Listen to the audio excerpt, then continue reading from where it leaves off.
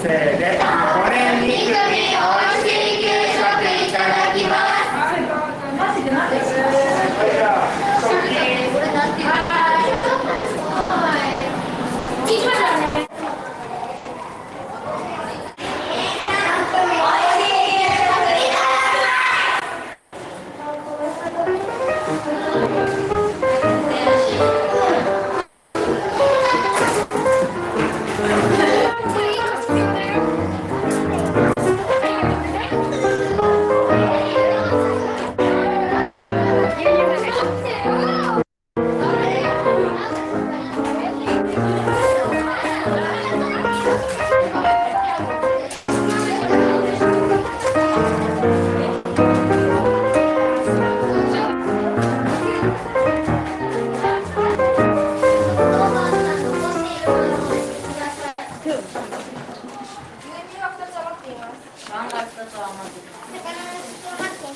マッシュポテトみたいなのは、5、6人分残ってます。スープは結構残っています。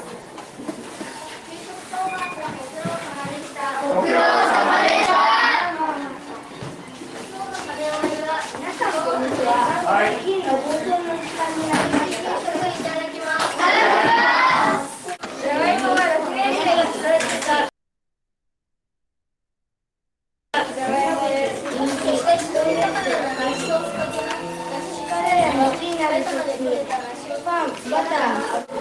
今日のマッシュポテトのじゃがいもは6年生が育てたじゃがいもです。海外の農園で採れたものを使ってます。みんなも今年のね、3月ぐらいにね、芋を植えるから、それで来年みんなが収穫して。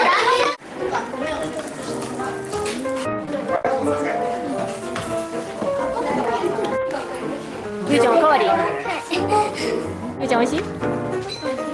どうなんだっけ？魚と？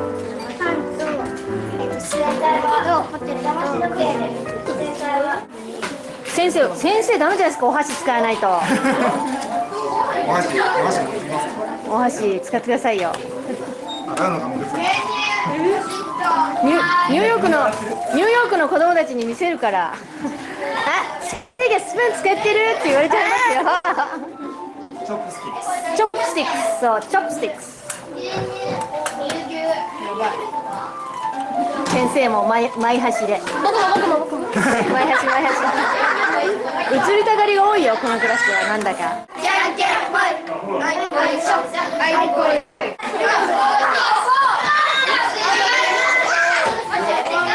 見せて。イエーイ。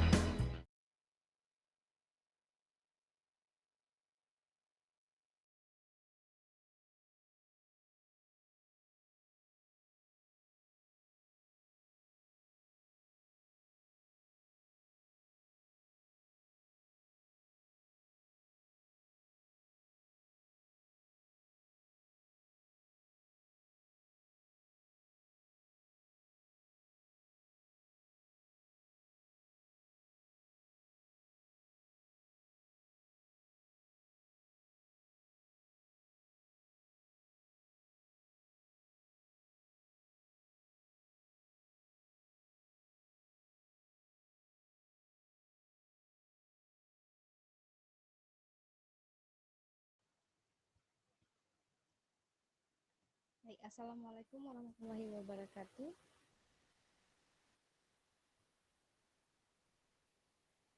Apakah suara saya bisa didengar?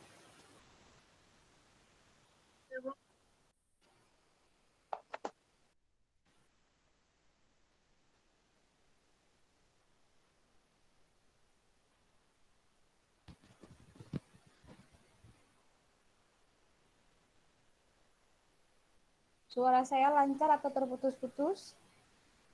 Ibu, suaranya kecil, Bu. Oh, suaranya kecil ya. Sekarang suaranya bisa lebih jelas atau terputus-putus? Jelas, Bu. Nggak terputus ya, karena ini saya pakai laptop. Kalau misalnya terputus, saya pakai ganti ke HP. Ya, nanti kalau misalnya suara saya terputus, dikasih tahu aja ya. Baik, Bu.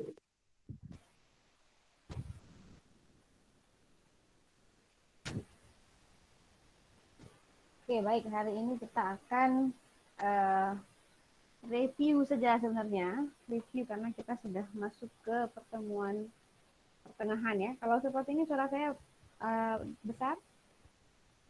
Kecil, Bu. Kedengaran? Kecil ya? Kecil, Bu.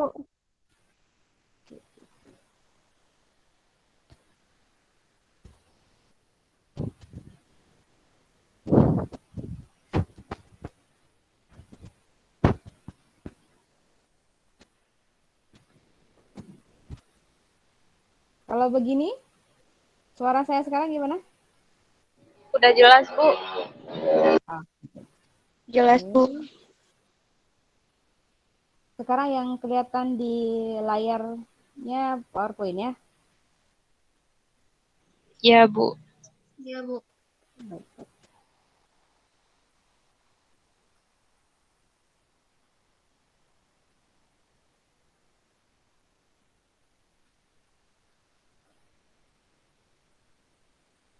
Oke,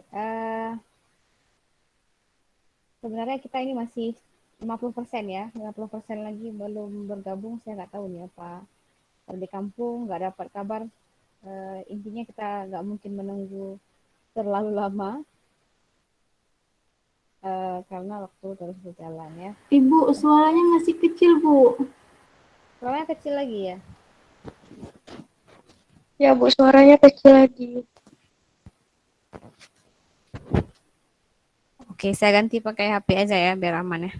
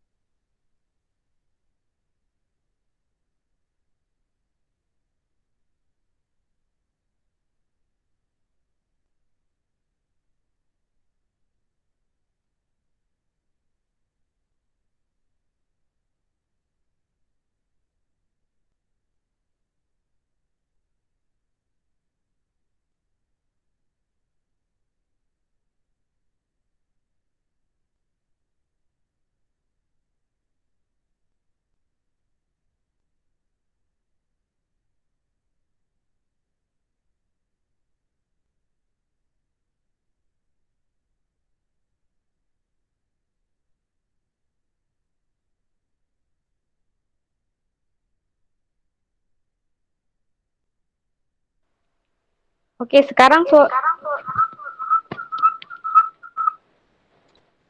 suara saya dari HP. Apa lebih jelas daripada yang tadi?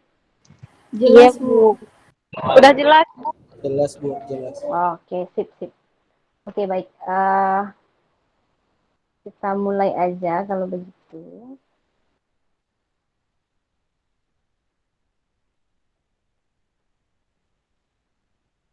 Oke, karena hari ini adalah overview, maka saya akan mengulang sedikit eh, prinsip utama ya, psikologi lintas budaya. Meskipun eh, kita sudah belajar banyak ya, tapi saya ingin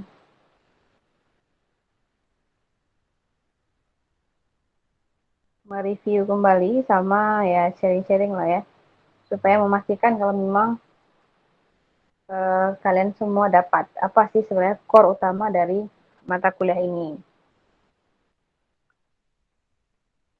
Bicara psikologi lintas budaya sebenarnya kita bicara mengenai budaya ya. Di sana ada hal yang paling utama, itu ada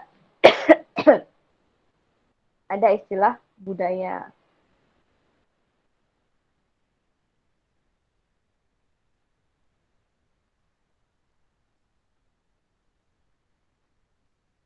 Nah, mungkin beberapa yang pernah ambil mata kuliah dengan saya di psikologi indigenis pernah melihat cuplikan dari istilah ini mengenai psychology of culture ya. Bicara psikologi lintas budaya berarti kita akan mempelajari karakteristik manusia berdasarkan background ataupun berdasarkan apa sih yang melatar belakangi perilaku di mana tempat dia tinggal ya. Apa budaya yang kemudian berkontribusi untuk pembentukan perilaku seorang individu. Kalau kita bicara secara gamblang seperti itu kan agak nggak ada gambarannya ya, tapi bayangannya adalah bagaimana kemudian cross culture psychology di dunia kemudian itu bisa berkontribusi kepada sifat. Misalnya dalam psikologi kepribadian kita mengenal ada Carl Gustav Jung, dia mengeluarkan teori tentang psikologi kepribadian kolektif. Nah, misalnya kenapa ada ciri khas orang Asia itu lebih ramah daripada orang Amerika, atau orang Indonesia secara umum memiliki kepribadian yang ramah katanya ya dibandingkan dengan negara lain. Orang Aceh lebih ramah lagi mungkin ya, karena budaya kita yang pertama kolektif, yang kedua budaya bersaudara ya. Tapi beda dengan negara-negara yang individualis. Jadi core pertama dalam dunia ini ada dua kelompok negara, ada dua kelompok manusia. Ada individu yang memiliki atau membawa value individualis, ada individu yang membawa value kolektif ya. Nah, ini ada cuplikan sedikit seorang profesor namanya Fernando Lanzer. Dia mencoba mengupas sedikit mengenai psychology of culture. Jadi, bagaimana sebenarnya kita memahami orang dalam psikologi itu kan kita percaya kalau individu itu unik. Ada keunikan individu, individual differences ya. Nah, kalau sebelumnya kalian belajar perilaku dan proses mental dari perspektif klinis, dari perspektif perkembangan, dari perspektif apapun lainnya pendekatan psikologi ya yang sudah dipelajari, ini balik kepada perspektif psikologi kontemporer, dan di dalamnya ada salah satu perspektif psikologi lintas budaya ya. Kalau sebelumnya kalian paham mengenai perspektif biologis, maka perilaku itu ditentukan oleh keturunan, oleh genetik, faktor DNA ya. Kalau misalnya kaum behavioristik mengatakan bahwa perilaku itu bergantung pada reward dan punishment. Kemudian perspektif psikoanalisa mengatakan kalau perilaku itu ditentukan oleh alam bawah sadar dan lain-lainnya, maka kita sekarang sedang berada di perspektif lintas budaya. Kalau perilaku itu juga ditentukan oleh budaya ya. Maka dalam psikologi lintas budaya itu outputnya kita akan melihat apa persamaan dan perbedaan perilaku dipengaruhi oleh budaya-budaya tertentu di satu daerah. Dan kita bicaranya bukan hanya lingkup daerah kecil saja, tapi kita bicaranya global ya. Kita bicaranya dunia. Bagaimana kemudian, kenapa kalau sekarang rating suicide di Jepang sama Korea itu paling tinggi? Kenapa orang Jepang itu disiplin? Kenapa ya? Itu semua ada kenapa. Jadi ada beberapa pertanyaan di kelas saya sudah baca. Saya berencana akan menjawab pertanyaan hari ini secara live. Nanti kita lihat apakah cukup waktunya, karena materi yang sudah dipersiapkan juga sudah ada. Kalaupun nanti tidak sempat saya jawab hari ini, mungkin nanti akan saya jawab menyusul ya. Jadi satu pertanyaan yang masih saya ingat itu, apakah semua perilaku itu ditentukan oleh budaya ya? Ada pertanyaannya. Kita lihat dulu ini. Kalau sebelumnya kita memahami individu berdasarkan biologis, psikoanalis, humanis, dan lain ya, maka bagaimana cara memahami individu berdasarkan psikologi lintas budaya? Secara analogi ya, simpelnya itu, kalau menurut profesor ini, dia mengatakan, kalau mau memahami orang lain, bagaimana orang lain itu berperilaku, punya pikiran, segala macam, maka itu mirip seperti standing in someone else's shoes. Bagaimana kita mencoba memakai sepatu orang lain dan merasakannya. Oh, seperti ini ya rasa pakai sepatu hard ya. Seperti ini ya pakai sepatu skate. Jadi kita mencoba berdiri di posisi orang itu. Kalau memang kita mau memahami. Itu tidak bisa memahami orang lain kalau kita masih menggunakan perspektif kita ya. Kalau kita masih pakai sepatu kita sendiri, kemudian kita mau mencoba memahami orang lain, maka itu akan sulit. Tapi bagaimana cara memahami? Coba kita posisikan diri kita pada posisi orang itu ya. Nah, bicara psikologi lintas budaya ini kan agak-agak tricky deh kalau kita bicara value, nilai budaya lokal, kita bicara mengenai apalagi yang lebih tricky itu ketika kita harus menghubungkan itu dengan belief ya, dengan agama. Jadi kalau misalnya sudah bicara mengenai agama, maka psikologi lintas budaya ini menjadi hal yang tricky ya, harus betul-betul kita hati-hati dalam memahami dan dalam mempraktekkan dalam bagaimana kemudian kita memahami orang yang tidak punya belief seperti kita ya. Jadi balik ke surat Al-Kafirun, lakum dinukum mulyadin ya. Jadi ketika kita sudah beririsan dengan belief, dengan kepercayaan, maka dalam agama kita juga sudah ada ajarannya bahwa bagimu agamamu, bagiku agamaku. Kita hanya memahami sekedarnya saja. Kita hanya menghargai ya. Jadi kadang-kadang ketika kita bicara akan memahami orang lain dari perspektif mereka, ketika itu berbicara dengan belief, maka itu tidak bisa serta-merta segamblang suka-suka bahwa kita akan mengikuti sepenuhnya ya. Kita hanya di sini prosesnya memahami saja, bukan mengikuti, bukan ikut percaya, bukan ya. Jadi ini dia perbandingan tadi ya. Sepatu itu budaya misalnya ya. Jadi apa tujuannya dari gembar-gembornya si profesor ini ya? Kenapa perlu psikologi lintas budaya? Kenapa perlu kita memahami orang lain dari perspektif dia ya? Kan bicara dunia, maka dunia itu ingin apa istilahnya ya? Live in peace.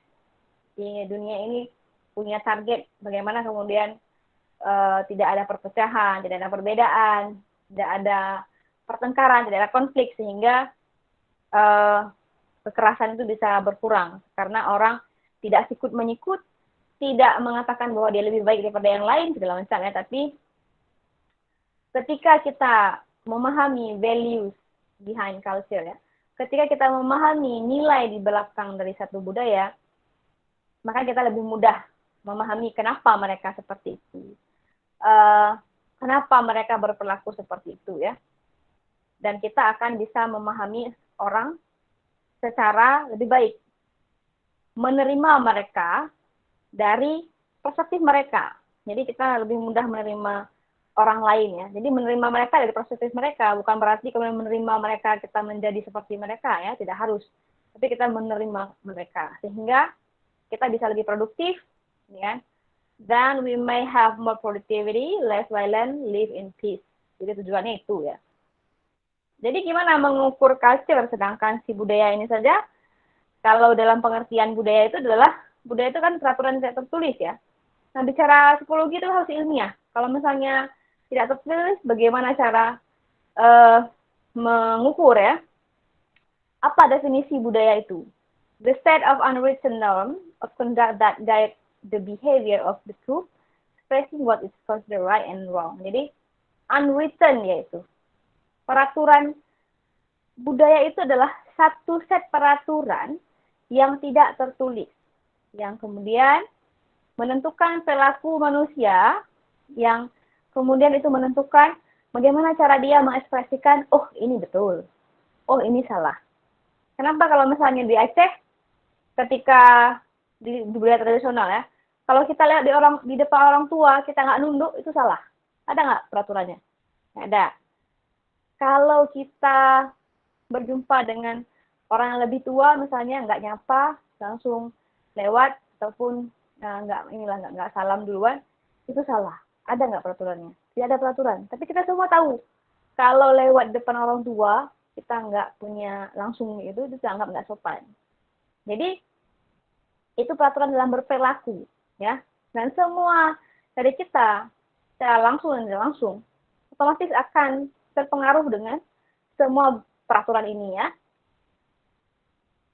Dan bicara ilmiah, gimana cara mengukur budaya? Ternyata sudah ada alat ukur yang dikembangkan oleh salah satu orang profesor ya. Jadi kalau bicara ilmiah kan semua harus diukur. Salah satunya tadi, ternyata setelah diukur, bicara budaya, muncullah dari hasil penelitian Profesor Hart Hofstadter ini ya. Ini dari satu orang profesor, bisa jadi profesor yang lain punya klasifikasi yang berbeda. Untuk bicara membedakan budaya itu muncullah 5 dilema ya.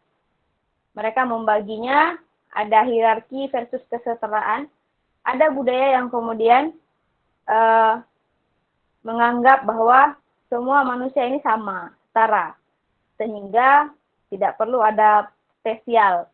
Tidak perlu ada memspesialkan satu orang yang lain dan misalnya karena kedudukan dan lain-lain ya.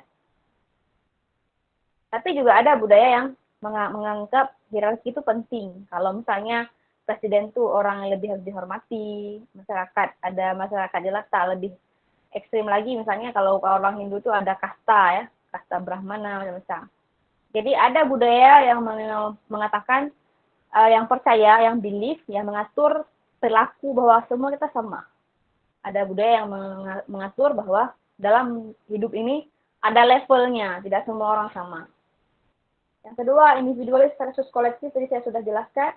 Ada orang yang menganggap bahwa hidup ini adalah performa pribadi, ada kelompok manusia yang menganggap hidup ini berkebersamaan, caring of each other ya. Kemudian ini ada budaya yang kemudian lebih fokus pada self performance, budaya yang nggak terlalu mikir orang lain, tapi bagaimana saya itu harus aktualisasi diri ya. Dan budaya yang satu lagi itu kualitas hidup, perhatian terhadap sama, care of each other. Ada budaya yang menghindar, ada budaya yang punya peraturan bahwa kita tidak boleh melakukan sesuatu karena dosa, tidak boleh melakukan ini karena kalau dalam bahasa Aceh itu malah lebih detail ya. Ada hanagat, hanamoh, hanaruh ya. Kalau dalam budaya Indonesia itu bisa jadi ada sesuatu yang tidak baik untuk dilakukan macam. Tapi ada budaya yang kemudian menganggap dunia ini free, bebas. Tidak ada yang perlu mengikat kita. Ada yang kelompok seperti itu ya. Yang terakhir, fleksibel versus disiplin. Ada budaya yang kelompok manusia yang sangat fleksibel sekali seperti kita ya, misalnya ya, janjiannya kuliah jam 3 tapi masih bisa tunggu sampai jam setengah 4 gitu ya. Tapi ada budaya yang sangat disiplin. Itu penting. Nah, itu kelompok manusia di dunia ya. Ini contoh budaya hierarki. Yang di bawah ini Thailand new prime minister, yang sebelah kiri dengan raja. Jadi ini perdana menteri, ini raja. Kalau di Thailand itu budaya hierarki itu sangat tinggi sekali. Jadi kalau perdana menteri berjumpa dengan raja, duduknya harus seperti ini ternyata.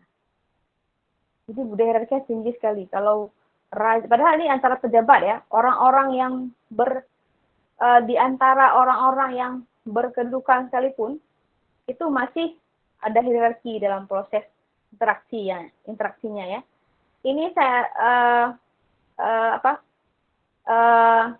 pitch ini dilakukan oleh si Fernando ini tahun 2015.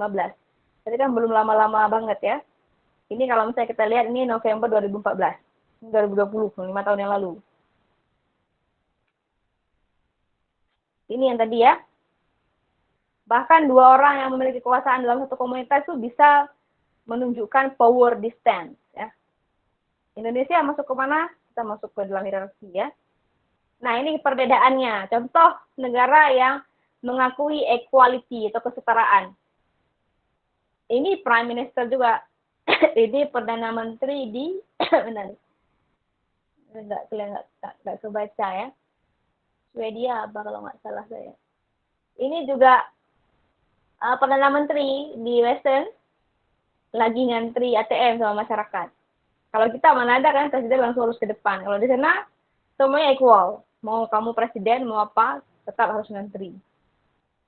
Swedia ya. Negara paling low power culture di sana itu di Swedia.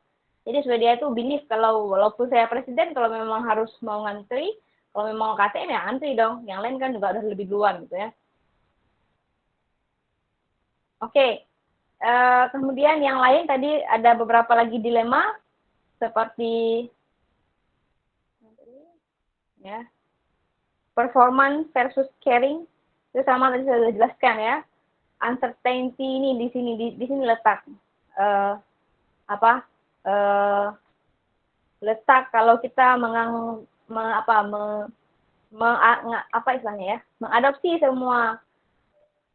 semua teori dari barat secara tidak ada filter, maka kita akan harus memang ada filter, ada saring di sana ya. Karena mereka mengelompokkan orang beragama itu ke dalam kelompok yang menghindar dari dosa, menghindar dari apa-apa. Dan ada satu lagi kelompok ateisme kah, kelompok yang tidak beragama, mereka bebas melakukan apapun. Tapi apakah kemudian yang mana lebih baik ya? Kalau fleksibel mengenai siapa yang lebih baik gitu menurut orang psikologi menurut psikologi cross culture, sebenarnya bicara balik lagi ke yang secara kontemporer, secara definisi yang kontemporer, mereka tidak psikologi lintas budaya tidak melihat itu, tidak melihat yang mana yang betul, yang mana yang salah, tidak. Tapi hanya memahami dan mencoba melihat sesuatu dari perspektif yang lain, ya. Kalau budaya fleksibel versus disiplin jelas ya, negara-negara yang masyarakatnya fleksibel dan disiplin. Nah, bicara semua beberapa dilema ini, maka kita balik ke bicara psikologi lintas budaya. Kemudian ada pertanyaan selanjutnya, what is definition of normal? Jadi sebenarnya yang normal itu siapa? Ya, jadi lintas budaya itu bicara itu. Siapa sebenarnya yang perilakunya baik?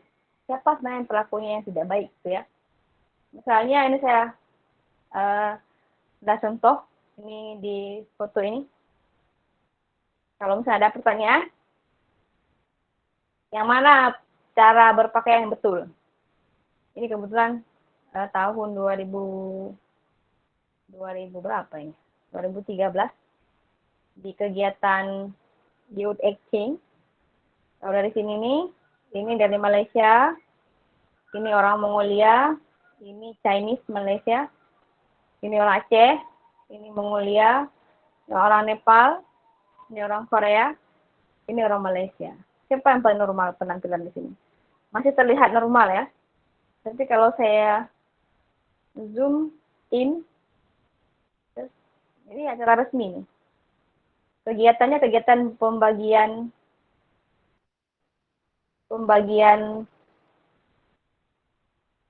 perpisahan seperti itulah. Nah, sekarang coba lihat. Siapa pakaiannya yang betul dalam foto ini? Jadi, bicara psikologi lintas budaya, kelihatan sekali kan? Kalau misalnya orang jelas orang Muslim itu pakai baju lengkap gitu ya. Kita lihat antar di luar Muslim ya. Kalau ini pakaiannya orang Nepal, dia pakai baju kemeja. Pakai baju kemeja karena anggap itu resmi ya. Ini orang Malaysia, mungkin karena acara di Malaysia agak mirip-mirip dengan orang kita ya. Bagaimana kemudian apa yang mengatur seseorang itu berpakaian di acara resmi? Ada budaya di belakang sana ya.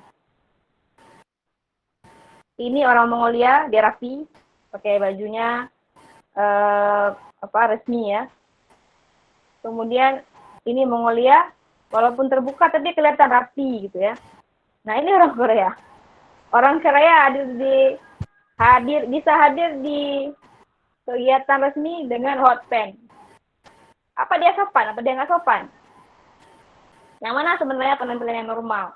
Nah, bicara dalam psikologi lintas budaya, kita tidak bisa kemudian langsung mengejudge. Oh, ini nggak bagus, nggak betul. Oh, ini. Tapi kita harus mencoba dulu tadi. Kenapa sih? Kok bisa dia berpakaian seperti itu? Ya, terlepas dari itu terbuka, tertutup, tapi resmi, tidak resmi, itu juga ada definisi masing-masing ya. Jadi, perilaku itu ditentukan oleh dari mana mereka berasal ya.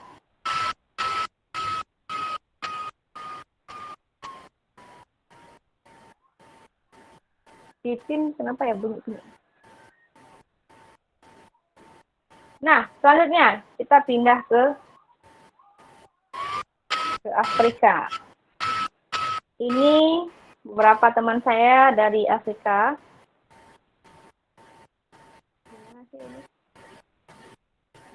Mengemut suara itu aman. Yang lain ada kedengaran suara mengganggu? Ada Bu. Ada, Bu. Ada Bu. Oke, tadi di HP saya punya di sini. Oke, dah ada mana? Oke. Kalau tadi mengenai berpakaian, sekarang ini kebetulan acara resmi ya. Jadi pakai bajunya baju resmi semua. Ini ada profesor, yang di tengah itu profesor saya, yang dua orang ini teman saya. Nah, mereka cerita tentang bagaimana perilaku yang kita bicara ya. Tadi kita bicara mengenai apa sih definisi normal. Normal itu siapa? Apakah kita, orang Aceh, tahu kita nggak normal? Siapa yang normal, siapa yang tidak normal? Misalnya psikologi kan itu ya. Dari teman saya ini dua orang, ini namanya Kabir, ini namanya Bang Usman, tiga-tiganya kebetulan Muslim ya. Mereka cerita tentang bagaimana di sana di Afrika mereka masih memberlakukan tribal mark. Tribal mark itu ketika seorang anak lahir, mukanya dicoret, kata dia. Ini tribal mark.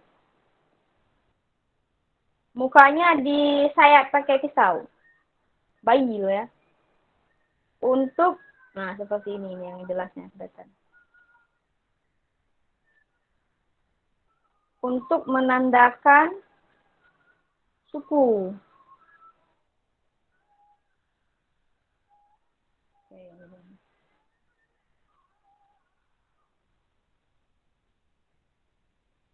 Ini tribal mark.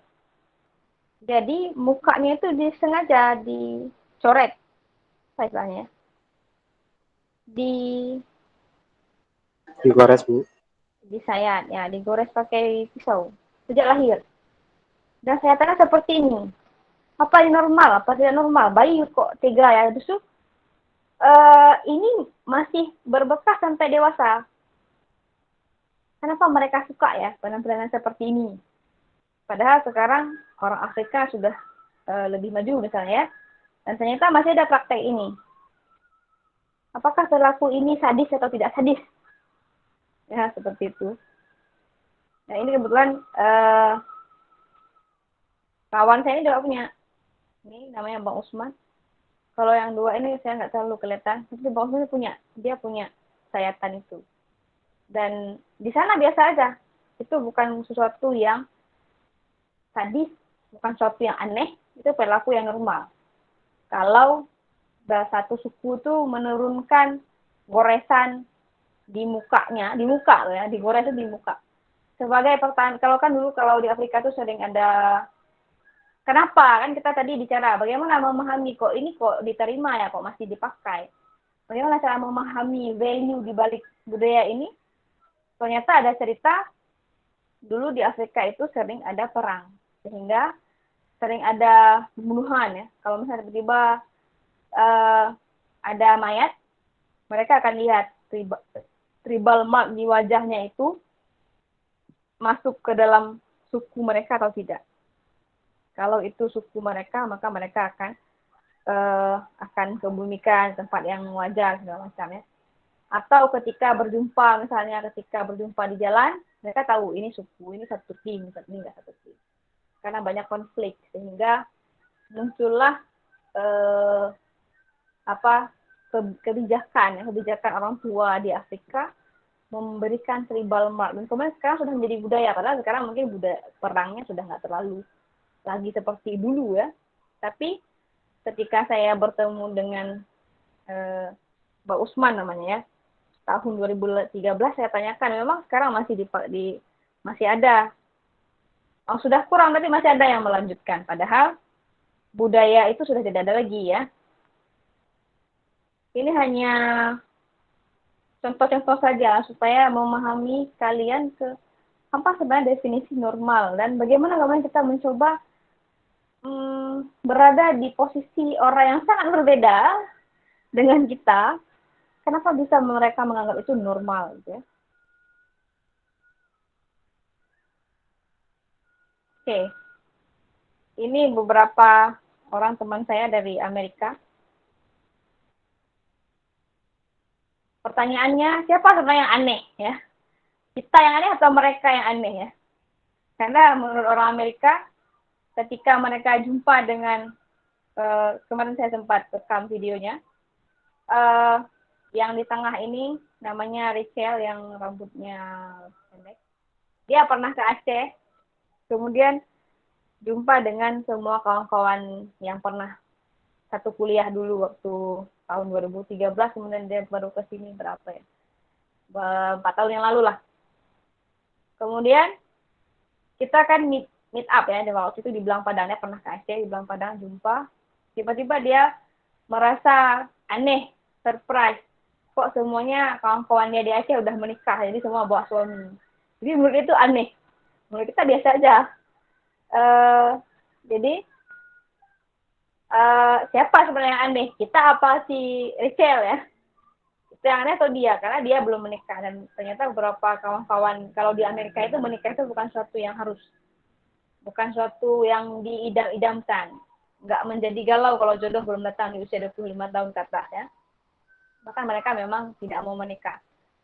Satu teman yang lain, dia malah merasa kalau kita, orang Aceh, orang Indonesia yang Muslim terutama, kita itu aneh. Kenapa di atas 17 tahun itu masih virgin? Ini lebih ekstrim. Ini saya pernah jumpa sama kawan dan saya pernah ngobrol langsung.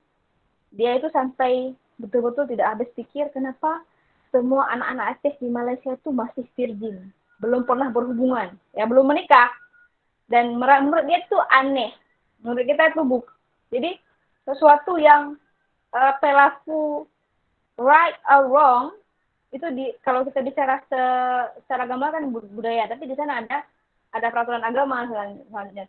Dan awalnya kan dia merasa aneh dan ketawa, gitu. Tapi karena dia selalu penasaran, dia pertama sekali, bukan di salah satu ini, ada satu orang lagi namanya Marley yang pernah ngobrol dengan saya itu, dan sini dia masuk Islam. Ketika dia mempelajari value di balik Islam, kenapa Islam masih menjaga kalau kita tidak boleh berhubungan sebelum menikah segala macam ya, kita punya lain-lain lah ya. Setelah dia mempelajari kenapa perilaku orang Muslim itu seperti A, B, C sampai Z, dia masuk Islam. Ya, dan beberapa orang Amerika ini yang sudah pernah tinggal di Malaysia, kok signifikan berbeda ya. Mereka punya pemahaman, mereka punya perspektif kalau orang Islam itu close to seperti teroris.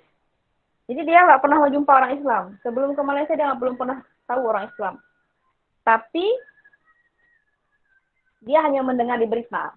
Jadi bagi mereka, salah satu dari mereka yang nggak pernah tahu bagaimana gambar orang Islam tuh yang dari Louisiana, kalau saya nggak salah ya. Louisiana itu memang nggak terlalu familiar dengan orang Muslim. Jadi yang mereka tahu orang Islam tuh keras, kasar seperti yang ada di berita-berita teroris suka ngebom. Begitu ke Malaysia, mereka jumpa langsung dengan komunitas Muslim yang jauh berbeda dan nggak pernah mereka bayangkan kalau orang Islam tuh nggak sama seperti yang mereka dengar. Karena ketika mereka di daerah mereka menganggap orang Islam tuh mengerikan, kaku, segala macam. Dan kebetulan mereka pun ke negara yang semuanya, tapi kan kebanyakan orang Islam memang ramah. Tapi kalau orang Malaysia, orang Melayu, orang Malaysia dan orang Indonesia itu memang lebih ramah saya rasa daripada yang lain. Orang Malaysia dengan orang Indonesia pun ada kesan lebih ramah lagi orang Indonesia, tapi belum ada penelitiannya. Dan ada lagi kesan dari teman-teman itu lebih ramah lagi orang Aceh, ya, luar biasa orang Aceh. Jadi mereka dekat dengan orang Aceh itu sangat dekat sekali. Sampai 2 orang. Satu orang masuk Islam, yang dari Amerika itu satu orang masuk Islam, yang pernah ngomong sama saya itu.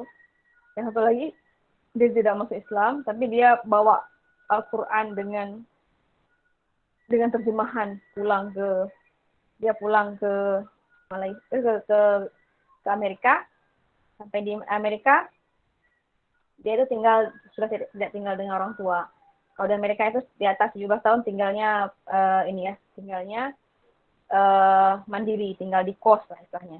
Dan dia boleh tinggal dengan pacarnya, terserah dia. Mau tinggal dengan pacar, kamu tinggal sendiri, terserah. Dia ngurung diri sampai berbulan-bulan, nggak keluar, nangis. Kemudian beberapa hari setelah itu, saya sempat chatting, sempat video call. Katanya dia rindu suara azan. Ya. Dan kita di sini, setiap kali dengar suara azan, berapa kali ada dengar suara azan, ya kan? Bagi orang Western, non-Muslim, ketika mereka mendengar suara azan itu sesuatu apa ya? Mereka mungkin nggak paham tuh dah azan.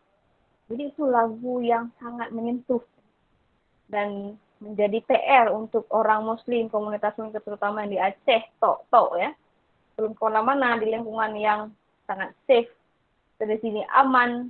Nggak ada tantangan apa-apa, bahkan jarang memikirkan bagaimana sih sebenarnya makna memahami suara azan itu misalnya ya.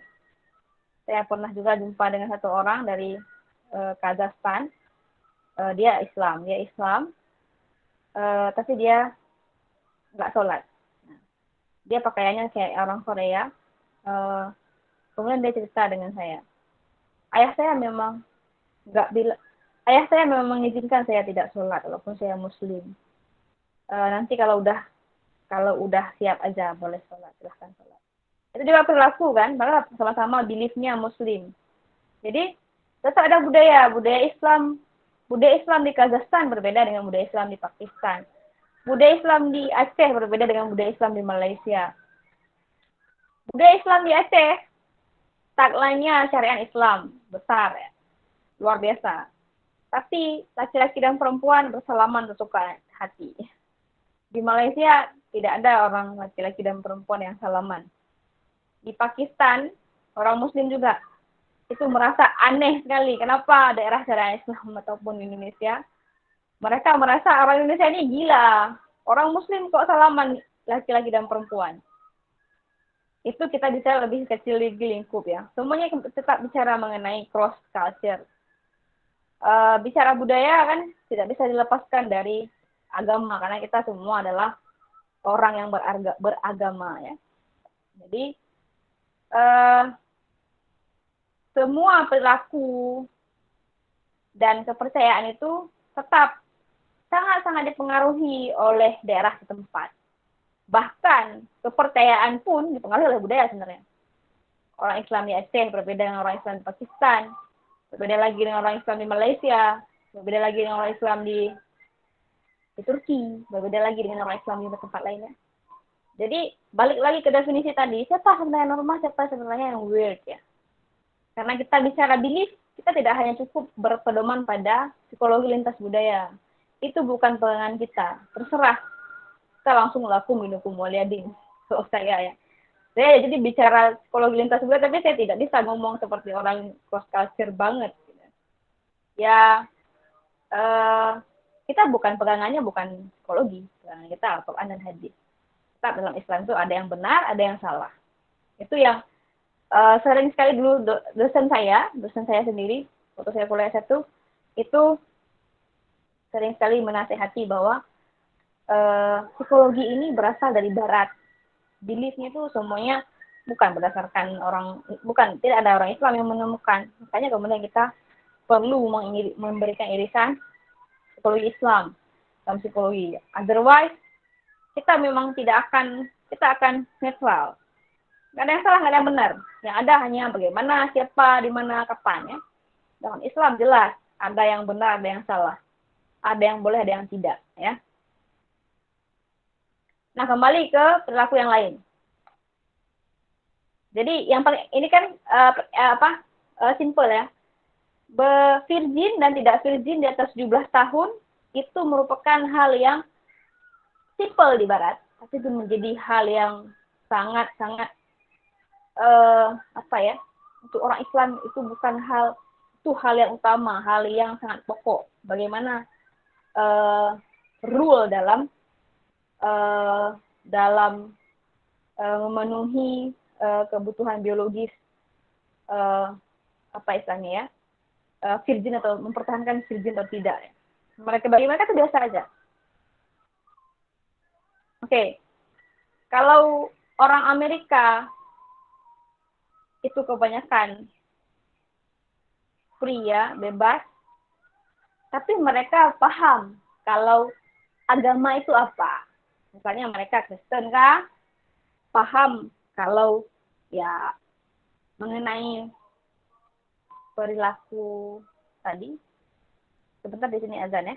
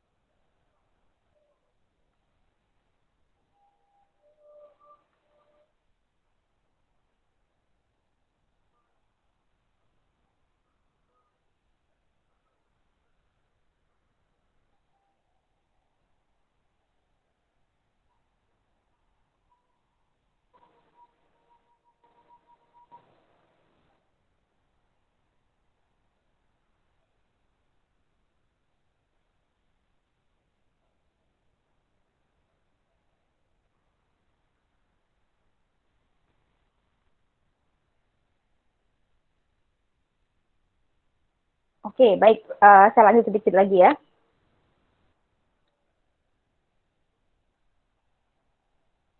Oke, tadi kita sudah ke Amerika, sekarang ke Korea.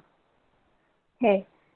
Eh, Kalau sebelumnya saya pernah cerita kalau di Amerika itu ada ateis gitu ya, ada yang merasa kalau perilaku itu ya tidak perlu beragama, semua bebas.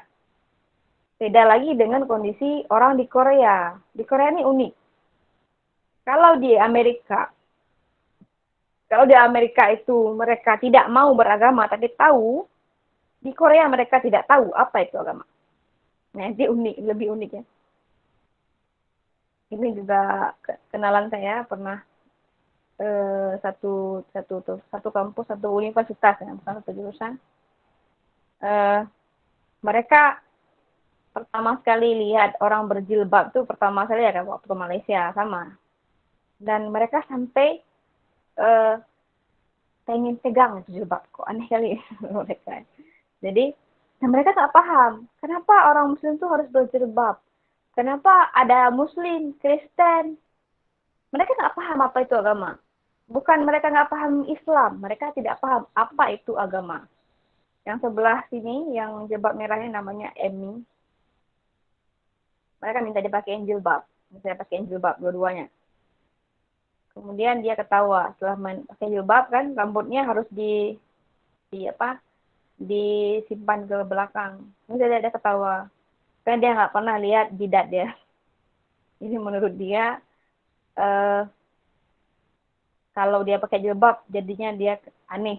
Jadi dia tetap tarik poninya. Dia nggak pede dengan jidatnya. Kemudian yang satu lagi ini juga sama. Mungkin dia merasa nggak ada masalah dengan itu ya. Dan kemudian kita cerita dengan Emmy. Dia nanya, kenapa orang Muslim itu pakai jilbab? Kenapa kalian harus pakai baju panjang-panjang? Kan panas. Kok nggak panas pakai jilbab? Ya. Akhirnya kita kan jawab, kalau orang Islam itu memang peraturannya seperti itu. Responnya itu bukan paham, tapi kemudian responnya gini. Oh nggak apa-apa, nanti kita liburan ke Korea ya. Di Korea nggak perlu pakai jilbab. Jadi dia malah responnya itu ngajak ke Korea. Dia menganggap jilbab itu diatur oleh pemerintah. Gitu. Kenapa harus pakai jilbab? Karena orang Muslim di negara Muslim. Jadi nanti kalau dia itu bahasnya secara polos kali ya. Bukan dalam artian dia mau apa istilahnya itu misionaris sebenarnya atau mau menjelek-jelekkan Islam enggak. Tapi dia ngomong itu polos sekali. Jadi memang dia nggak paham agama. Dia ngomongnya dengan gampangnya nanti kita semua ke Korea ya, liburan ini kita ke Korea. Nanti nginap di rumah saya. Sampai sana kalian nggak perlu pakai jilbab. Nanti bisa pakai mini skirt, kita nanti ke salon, kita nanti ngecat rambut. Mereka nggak paham apa itu agama. Kenapa orang itu harus beragama? Sama sekali tidak paham.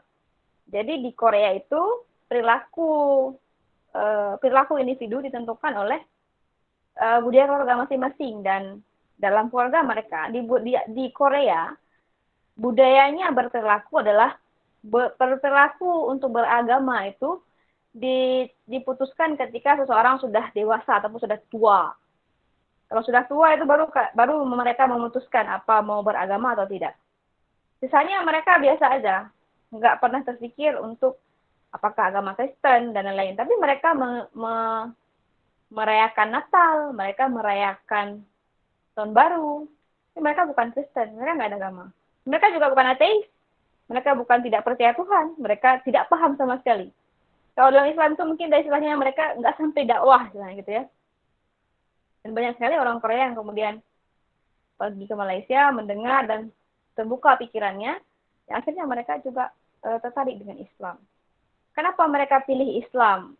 Saya pernah itu bergabung dengan satu program yang kemudian isinya sama ya, balik ke yang tadi. Goal dari sebuah program di dunia itu mereka ingin global peace. Jadi mereka mau tidak ada perbedaan dan semuanya bersatu. Sehingga salah satu programnya adalah mengunjungi semua rumah ibadah. waktu itu anggotanya pesertanya dari negara-negara yang termasuk Korea dan Mongolia, mereka betul-betul tidak punya dakwah mengenai agama. Dan ketika mereka mengunjungi rumah-rumah ibadah, hampir kami dan mereka itu tertariknya itu malah ketika masuk ke masjid. Kenapa? Pertama masuk ke kuil. Kuil itu kan ada patung. Pokoknya bentuknya itu seperti tidak nggak kok bisa nyembah-nyembah patung bagi mereka gitu ya.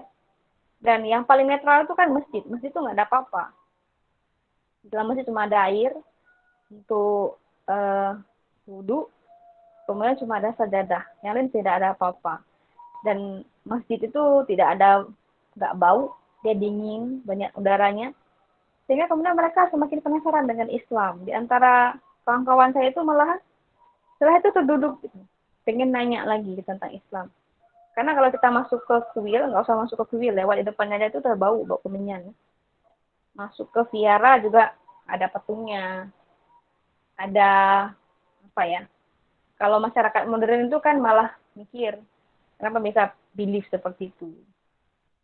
Dan yang paling netral, ya beliefnya orang Islam. Menurut mereka ya. Oke, selanjutnya. Dan akhirnya, apa sebenarnya yang membuat perbedaan di antara manusia ya? Apa sebenarnya yang membuat manusia ini berbeda antara satu sama lain ya? Dan bagaimana kemudian kita bisa tetap sebagai orang Muslim, saya sangat strict mengatakan bahwa kita harus mampu tetap berada di sepatu kita, tapi bukan berarti kita kemudian mendiskriminasi ya. Kan bicara itu diskriminasi yang tidak boleh.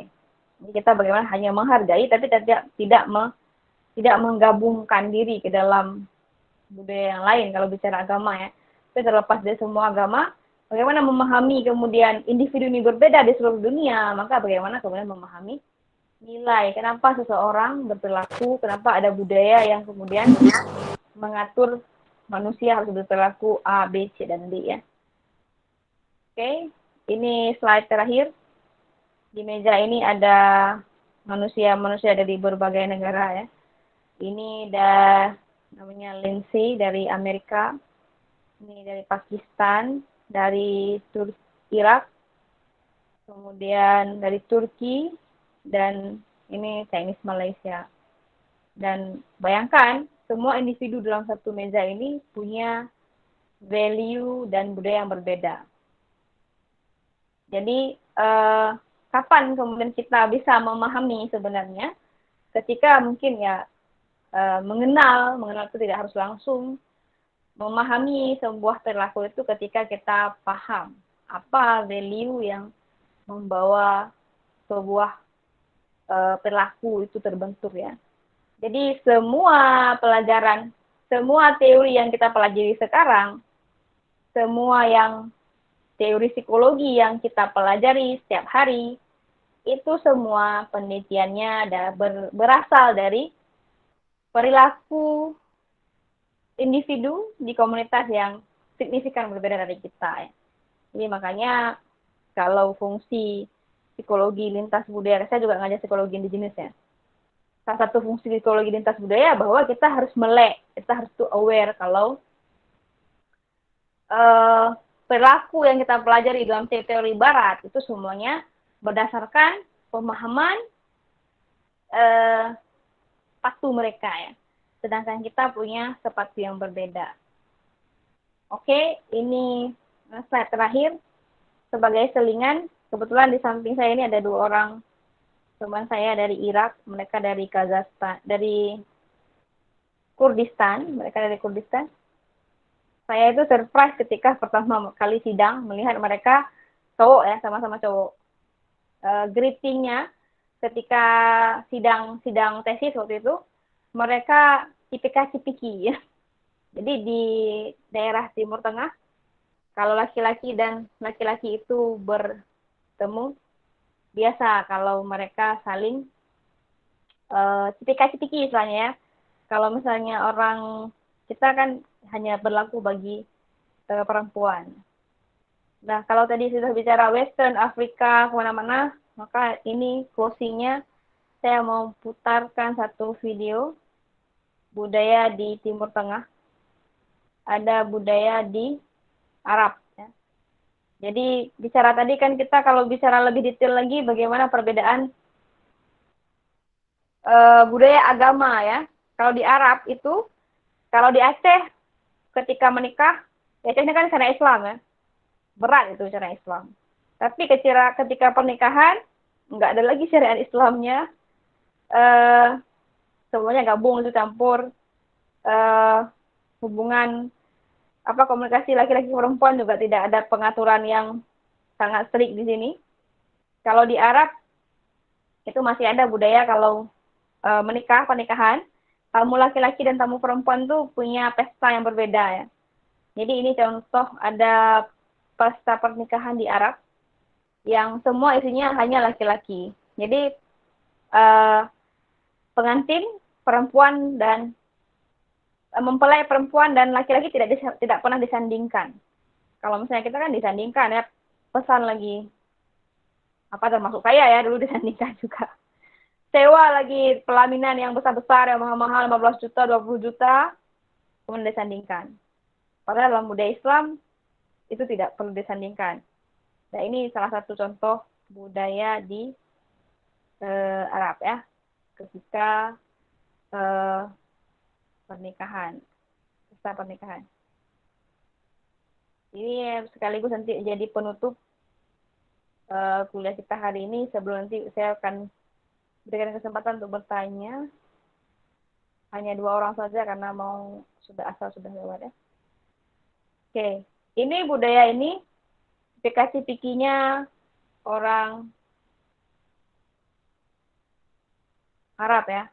Irak itu kan termasuk budayanya budaya Arab. Dan saya pernah langsung melihat dan nggak itu lucu ketika mereka greetingnya ketika cipik. La ilaha illallah. Suaranya kedengaran? Suara videonya? Dengar, Bu. Dengar, Bu. Dengar, Bu.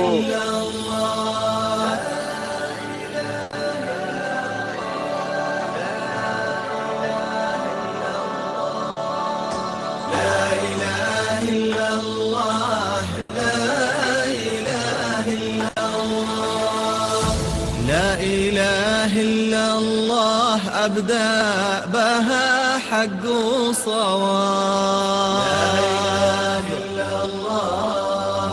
كلمة من عالم الغيب ربك جابها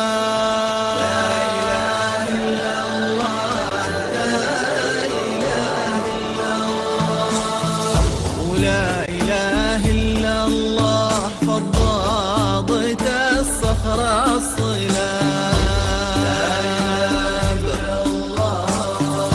أحمد المختار للخلد يسبقنا بها لا إله إلا الله لا إله إلا الله ولا إله إلا الله الريح تشهد والسحاب والجبال الراسية كلها وهضابها لا إله إلا الله لا إله إلا الله ولا إله إلا الله أكبر سؤال عظم جواب لا إله إلا الله الرعود أصواتها والبوق أثوابها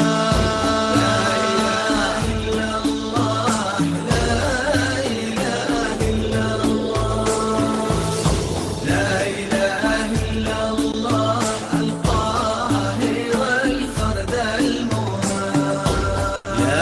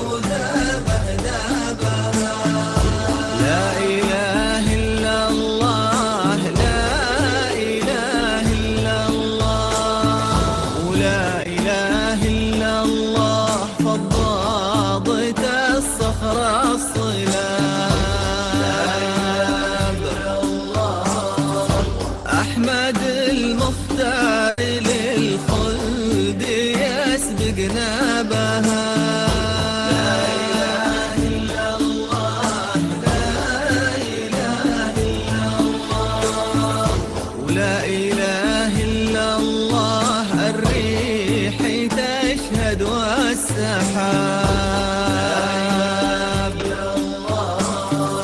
والجبال الراسية كلها وهضابها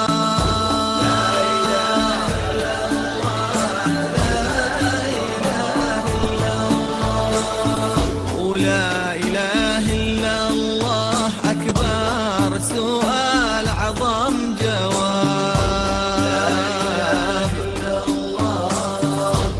الرعود أصواتها والبروق أثوابها لا إله إلا